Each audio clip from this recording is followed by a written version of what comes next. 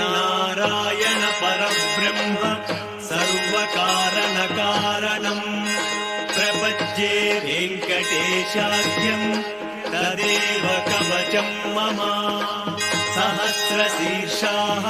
पुरुषो वेङ्कटेशः शिरोवतु प्राणेशः प्राणनिलयः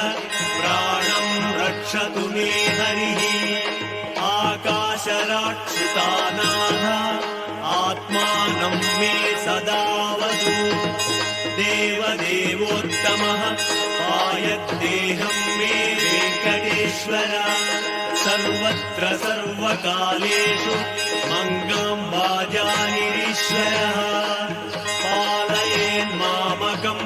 कर्म साफल्यं न प्रयच्छतु एतद्वज्रकवचम् अभेद्यं वेङ्कटेशितु